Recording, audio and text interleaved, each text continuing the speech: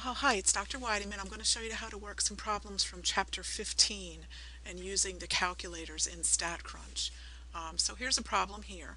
In a large class of introductory stat students, the professor has each person toss a fair coin numerous times and calculate the proportion of his or her tosses that were heads. One student in the class claims to have tossed her coin 190 times and found only 42% heads. What do you think of this claim? So the first question they ask you is how many standard deviations from is the observed proportion from the expected mean? So if we're tossing a coin, we would expect to get 50% heads.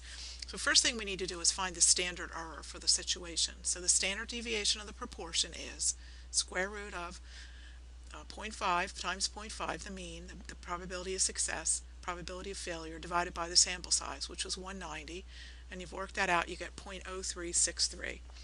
So now let's just do a z-score for the observed proportion minus what we expected to see divided by the standard deviation. And so this is 2.21 standard deviations below where we expected the mean to be, which would be at 0.5. And then another problem on this one is they ask you this question here: what do you think of this outcome? Is this unusual? So if we remember back to the empirical rule, 95% of the data is within 2 standard deviations. So this would be pretty unusual. So the student's claim could be true because it's unusual, but it still has a reasonable probability of occurring. It's got a pretty small probability. We're in that 2.5% range. The student's claim is probably false because the result is extremely unlikely to occur. And this would be the best answer here.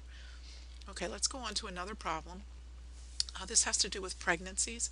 Assume that the duration of human pregnancies can be described by a normal model with a mean of 266 and a standard deviation of 11 days. Answer the following questions. What percentage of pregnancies should last between 260 and 270 days? So here we're just talking about one pregnancy.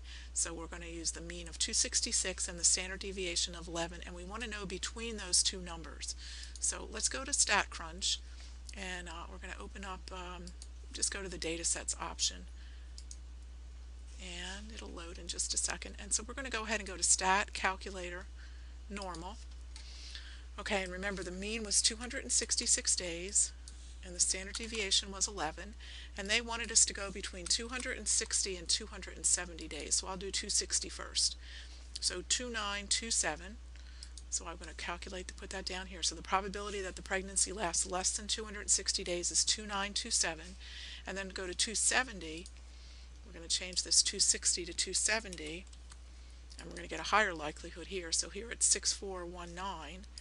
6419. And then we want the area in between. If you go back and look at the density tool, we actually want to go between 260 and 270. So remember, we find each area to the left and we subtract. And so when we subtract that, we get about 34.9% of pregnancies are expected to last between 260 and 270 days. At least how many days should the longest 20% of the pregnancies last? So now if we go back to our density tool, now we want to know the longest 20%. So we're going to put in the area of 20% and we're going to put in here a greater than. So the longest 20% of pregnancies last 275 point, or almost 275 days, or 275.3 if you round off to one decimal place. Now, a certain obstetrician is currently providing prenatal care to 20 pregnant women. So now we're going, the other part was a single pregnancy, now we're going to 20 pregnancies. So what's the mean of this model? The mean's the same. What's going to change is the standard deviation because we have to adjust for the sample size. So we're going to take that 11 and divide by the square root of 20, and that gives us 2.46. And now what's the probability that the mean duration of these patients' pregnancies will be at least 271 days? Now we need to remember in the calculator to change the standard deviation to that new one that we just calculated, 2.46. And we wanted it to be greater than, I think it was greater than 271 days. No, I think it's less than, actually. I think the problem was less than. So it was changed to the duration will be less than 271 days, so about 0.979.